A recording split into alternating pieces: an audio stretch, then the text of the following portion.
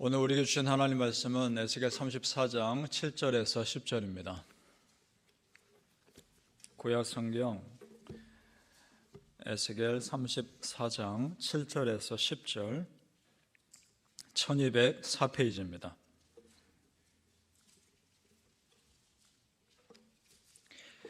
우리 같이 읽겠습니다. 7절에서 10절 시작.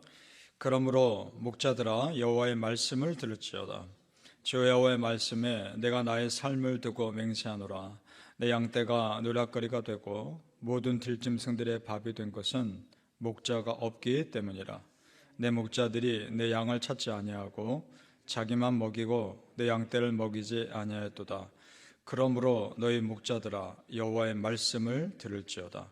주 여호와께서 이같이 말씀하시되 내가 목자들을 대적하여 내 양떼를 그들의 손에서 찾으리니 목자들이 양을 먹이지 못할 뿐 아니라 그들이 다시는 자기도 먹이지 못할지라. 내가 내 양을 그들의 입에서 건져내어서 다시는 그 먹이가 되지 아니하게 하리라. 아멘. 오늘 예배하시는 은혜가 우리 성도님들께 함께 하시기를 예수님의 이름으로 축복합니다. 아멘. 오늘 34장 말씀은 이스라엘의 왕들을 목자로, 이스라엘 백성들을 양떼로 비유해서 하신 말씀입니다. 목자의 역할은 단순하고 분명합니다. 우선은 바른 길로 인도해야 합니다. 잘 먹여야 합니다. 그리고 지켜줘야 합니다. 그런데 이것이 단순하지만 참 어려운 일입니다. 왜냐? 우선 이스라엘 백성들이 그때 살았던 그 팔레스타인 지역은 북쪽으로 올라가지 않는 한 굉장한 메마른 광야지대입니다. 물과 풀이 부족하다는 겁니다. 그래서 양떼를 키우기가 쉽지 않습니다. 그리고 짐승들의 공격도 참 위험한 일입니다. 그래서 다윗이 고백하지 않습니까? 사자와 곰의 발톱에서 나귀를 건져내었다. 그런 공격들이 있다는 거 아닙니까?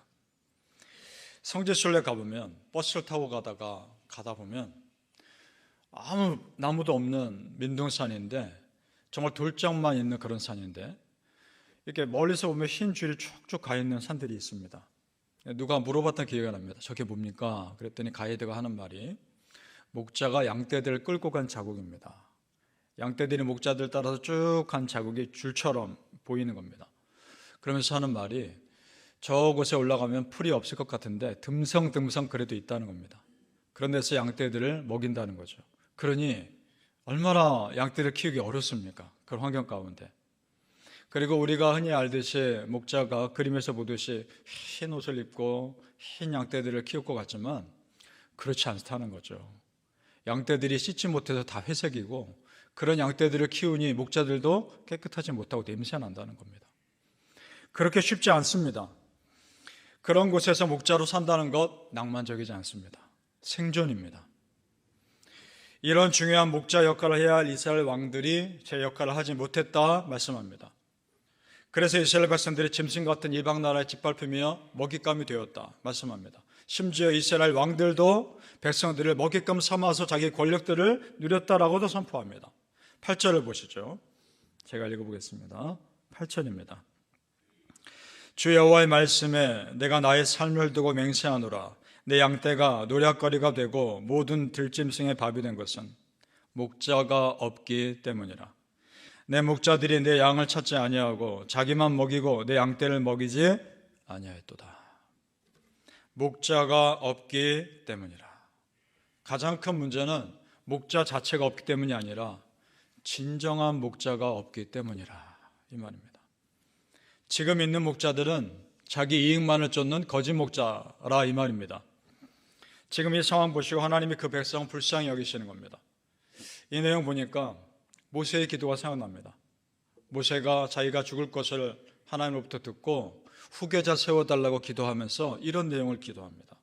민수기 27장 17절에 그로 그들 앞에 출입하며 그들을 인도하여 출입하게 하사 여호와의 회중이 목자 없는 양같이 되지 않게 하옵소서. 이렇게 기도합니다. 이렇게 모세가 기도할 때 다 이유가 있습니다. 여러분, 모세가 미디안 광야에서 40년을 목자로 살아본 사람 아닙니까? 그러니까 목자가 얼마나 중요한 사람인지, 양떼에게 목자가 얼마나 필요한지 너무나 잘 압니다. 그래서 이스라엘 백성들에게 목자 없는 양처럼 방황하지 않게 해달라고 기도하고 있는 겁니다. 아버지 하나님의 마음으로. 그래서 하나님이 뭐라 하십니까? 여호수아를 세우라 말씀하시면서 하나님이 이렇게 말씀하세요. 바로 그 다음 절에 민수기 27장 18절에 여호와께서 모세에게 이르시되 눈의 아들 여호수아는 그 안에 영이 머무는 자니 너는 데려다가 그에게 안수하고, 이렇게 되어 있습니다. 너 다음으로 목자를 세우는데, 지도자를 세우는데 여호수아를 세우라. 그 이유가 그의 안에 내 영이 충만하다. 그러니까 하나님의 목자로 세울 수 있는 자격은 하나님의 영으로 충만한 사람이어야 한다는 겁니다. 그 사람 세우라는 겁니다. 그런데 지금 이스라엘 왕들은 그렇지 못했던 겁니다. 그래서 하나님께서 더 본질적인 것을 말씀합니다. 그것이 15절과 16절입니다. 같이 읽어보시죠. 에스겔 34장 15절에서 16절 같이 읽습니다. 시작. 내가 친히 내 양의 목자가 되어 그것들을 누워있게 할지라. 주 여호와의 말씀이니라. 그 잃어버린 자를 내가 찾으며 쫓기는 자를 내가 돌아오게 하여 상한 자를 내가 싸매주며 병든 자를 내가 강하게 하려니와 살찐 자와 강한 자는 내가 없애고 정의대로 그것들을 먹이리라. 아멘. 하나님이 친히 목자 되어주겠다 말씀하십니다. 이미 하나님은 사실 목자였습니다. 이제 그것을 더 분명하게 나타내시겠다는 겁니다. 여기서 살찐 자와 강한 자는 내가 없애고 라고 말씀하시는데, 그 악한 목자의 왕 옆에서 다른 백성들을 착취했던 또 다른 악한 사람들을 말하는 겁니다. 그 잘못된 질서 이제 내가 바로 잡았겠다라고 말씀하시는 겁니다. 그렇습니다, 성도님들. 참 목자이신 하나님께서 내 삶에 들어오셔야 내 삶에 복잡하고 얽힌 섞인 문제들이 하나둘씩 다 풀어지며 질서가 바로 잡히는 겁니다. 믿습니까? 성도님들, 여호와 하나님이 여러분 삶의 목자이심을 정말 믿습니까? 아멘. 그 은혜는 내가 힘없는 양이라는 것을, 어쩔 수 없는 양이라는 것을 인정할 때 더 크게 다가옵니다. 이런 겁니다. 내가 애써 먹을 것과 마실 물을 찾았다 좋아했는데 알고 보니까 그것이 내 영혼을 더 메마르게 하는 곳일 수 있습니다. 내가 정말 쉴 만한 곳이라 찾아서 좋아했는데 정작 내 영혼이 쉼이 있는 곳이 아니라 오히려 내 영혼에 부담이 되는 곳일 수도 있습니다. 나는 양으로서 어쩔 수 없는 연약한 존재입니다. 나는 어쩔 수 없는 한계를 가지고 있는 존재입니다. 그래서 우리에게 진정한 목자이신 하나님이 필요한 겁니다. 전적인 하나님의 은혜가 필요한 겁니다. 바라기는 하나님께서 어린 양 같은 우리를 정말 불쌍히 여기셔서 푸른 초장과 쉴만한 물가로 인도하시는 은혜가 있으시기를 예수님의 이름으로 축복합니다. 아멘. 하나님은 막연하게 우리를 도우시지 않습니다. 참 실제적인 필요를 채우십니다. 하나님도 목자이시지만 이스라엘 백성의 역사에서 실제 목자 될 만한 사람을 세우기도 하셨습니다. 그 왕을 세우셨습니다. 그 사람이 다윗입니다. 23절을 같이 읽어보시죠. 23절입니다. 시작. 내가 한 목자를 그들 위에 세워 먹이게 하리니 그는 내 종 다윗이라. 그가 그들을 먹이고 그들의 목자가 될지라. 아멘. 다윗도 완벽한 사람은 아닙니다. 그러나 적어도 하나님 두려워할 줄은 아는 사람이었습니다. 그러나 적어도 자기 죄를 즉시 회개할 줄은 아는 사람이었습니다. 그래서 하나님이 이스라엘 목자로 그를 세우셔서 다른 왕들의 모델이 되게 하셨습니다. 참 신기하죠. 조금 전에 모세도 그렇고 지금 다윗도 그렇고 공통점이 있지 않습니까? 목자로 살아본 사람들입니다. 무슨 말입니까? 아버지의 마음, 목자의 마음을 아는 사람들입니다. 한 영혼을 불쌍히, 아버지의 마음으로 영혼을 불쌍히 여길 줄 아는 그런 사람들입니다. 그 사람들을 목자로 세우신 겁니다. 그러면 신약시대 정말 아버지로서, 누구보다 아버지의 마음을 잘 아는 분으로서 목자 되어 이 땅에 영원한 목자로 오신 분이 계십니다. 그럼 누굽니까? 예수 그리스도. 목자로 오신 예수님이 우리에게 하신 말씀이 뭔지 압니까?